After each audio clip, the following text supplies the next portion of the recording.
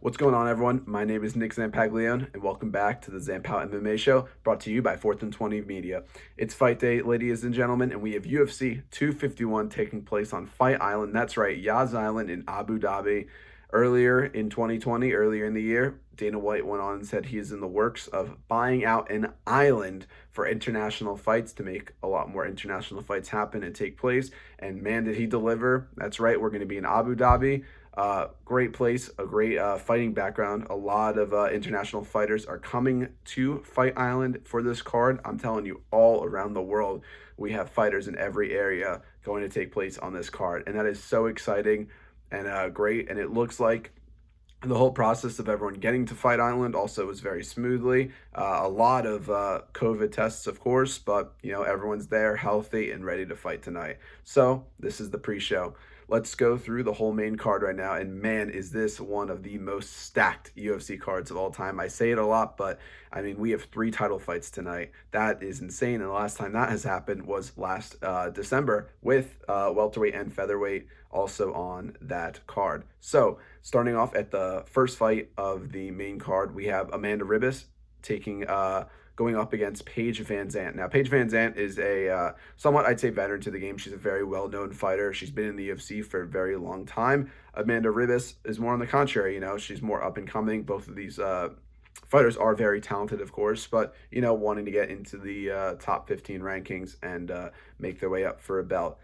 It seems like that's Amanda Ribas's plan, but not Paige Vanzant's. It seems that Paige Vanzant has been hinting at and pretty much stating that this is probably going to be her last fight in the UFC. It looks like she wants to go towards other opportunities, and she was also one of the forefront people of saying that UFC fighters don't get paid enough, and it seems that this might be it for her in her last fight. I think it's a great fight to go off of, especially being the debut main card fight on Fight Island. But again, both of these fighters also have some very entertaining fights, so I'm excited to see these two go against each other. Then, moving up in the women's strawweight division, we have 2 former champions. We have Jessica Andrade taking on Rose Namajunas. This is the rematch fight. So, in, I'd say, 2018 or 2019, sorry, one of the two, in UFC 236, we had it was 2019. Jessica Andrade taking on against Rose Namajunas. Rose Namajunas was the current women's strawweight champ, and Jessica Andrade was the next contender. The fight ended in a round 2 knockout with Jessica Andrade slamming down Rose Namajunas on her head. It was a crazy ending to the fight, but I think an important factor to that fight was Rose Namajunas was dominating the whole fight until that happened. So I think this is kind of like a huge fight that can kind of go either way. It was a little scary after the fight. Well, first the slam was very horrendous. She went right down on her head, very scary. And Rose Namajunas once said, she kind of isn't feeling like she wants to fight anymore. She almost was like hinting at a retirement, and she's just not interested. While that happened, Jessica Andrade went to defend her belt for the first time.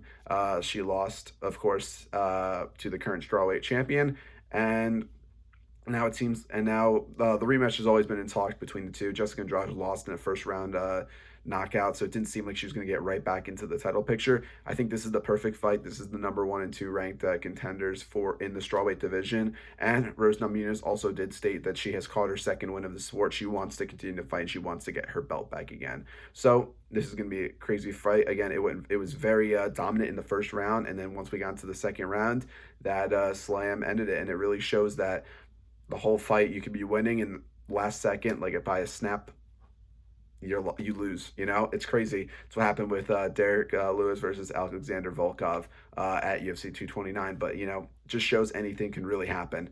Moving up to the next fight, we have the bantamweight title bout between Puerto Rican versus Jose Aldo. I'm so excited for this fight.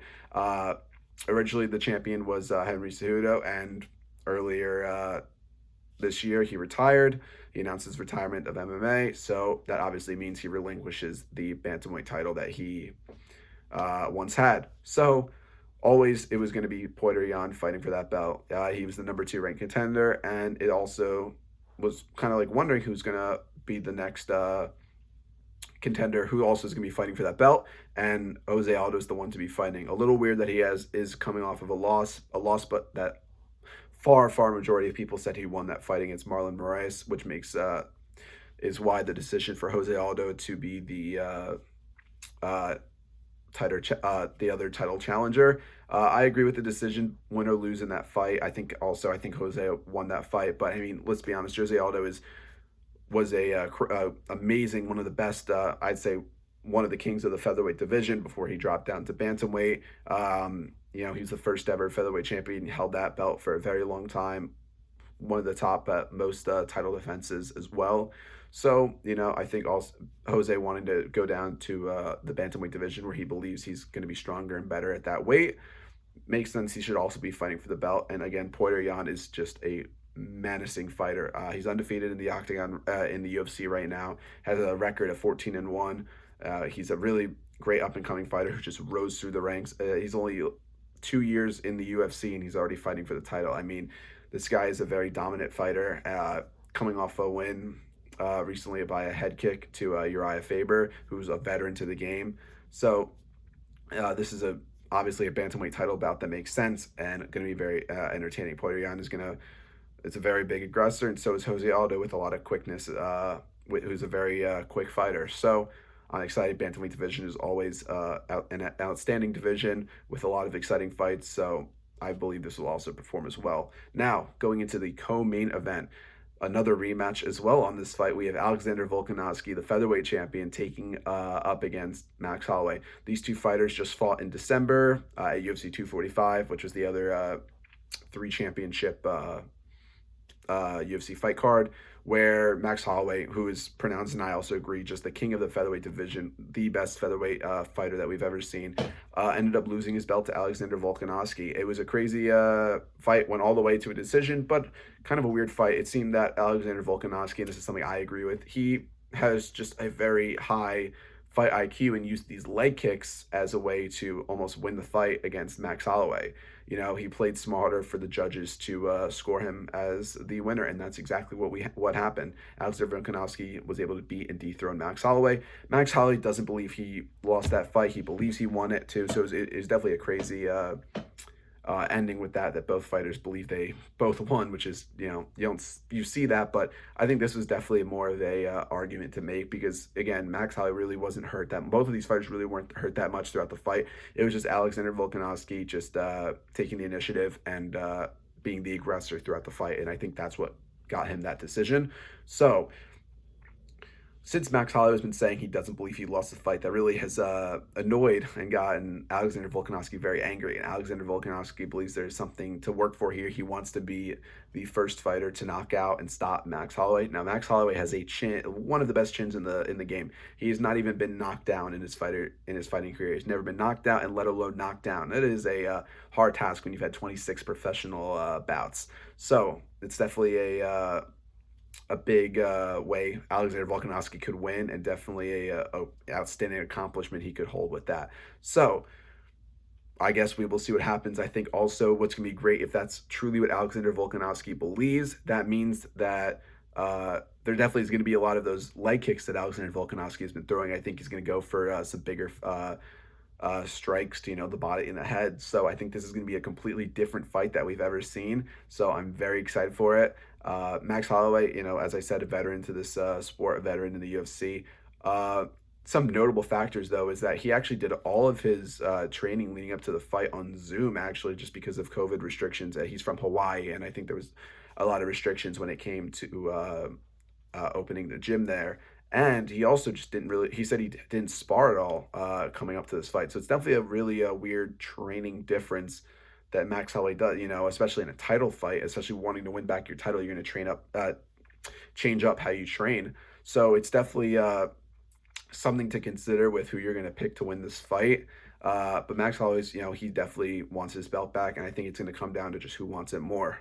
And that's what we're going to see. But again, they had a really cool fight in December. I think it's going to be definitely a more exciting fight, especially if Alexander Volkanovski is trying to knock out Max Holloway. So with that being said, we're now going to move into the main event of UFC 251 on Fight Island. That is right. We have the welterweight main event with Kamaru Usman taking on Jorge Masvidal.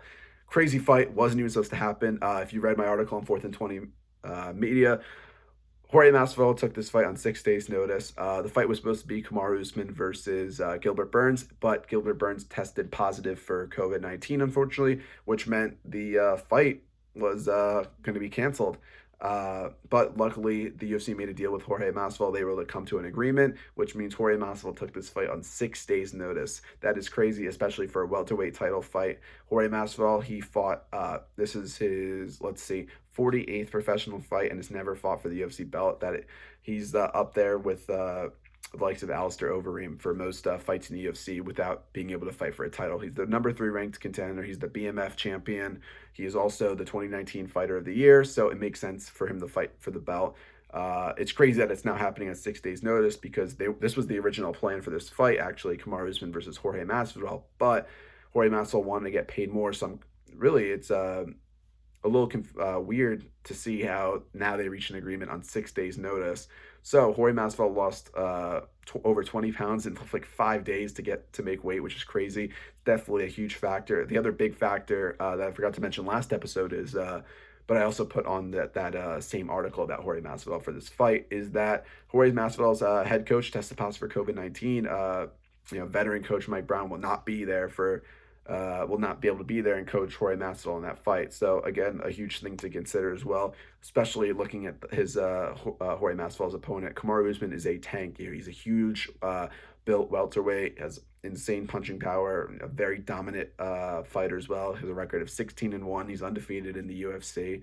So it's definitely going to be a very exciting fight that the fans have been wanting to see as well. This really boosted the ratings for Fight Island. Dana White has even said that this is coming close to Conor versus Khabib at UFC 229, which is crazy because, Conor McGregor being the man he is, how much he sells out these fights. He's nowhere near on this card, not even being really talked about, and it's coming close to his to a level of his fights, which makes sense. We're on Fight Island. It's the debut of Fight Island, 3 title fights. Not a lot of sports going on right now, if really any, in the US, of course, at least.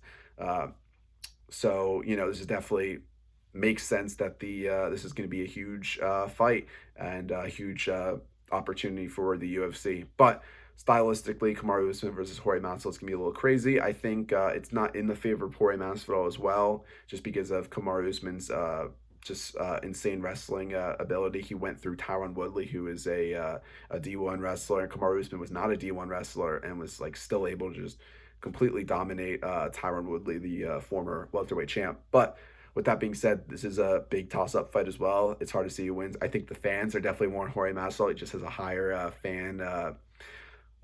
larger audience on his side, of course. I mean, let's be honest, he fought 3 times. He has the record also for the fastest knockdown in the UFC at 5 seconds. But I'm just so excited that this fight is confirmed and happening, because it didn't seem like we were going to see it, and it didn't look like we were going to even see Jorge Masvidal this year because of all the fight disputes. Also, huge congratulations to him as well for being on the cover with Israel Adesanya for UFC 4. There should be an article on that. I will be writing up to be on 4th and 20 Media, so be able and stay tuned for that. But again, that has been UFC 251's pre-show. Please tune in tomorrow for the post-show. And if I were you, if you were a new fan to UFC or just checking out UFC, this is the pay-per-view to get. I mean, this is just an outstanding card. I'm telling you, this is a once-in-a-lifetime card, in my opinion. 3 huge title fights, 2 rematches, also having Paige Vanzant, who's a very well-known fighter. The 2 kings from the featherweight division, Porter Yan as well, an outstanding fighter. Kamaru Usman, Jorge Masvidal, just 2 dominating fighters. I mean, this is the fight to get. But I'm going to wrap it up for this episode. As I said, please stay tuned tomorrow for the post show, where I discuss the what's next for the fighters and discussing the whole card together. But thank you all for watching.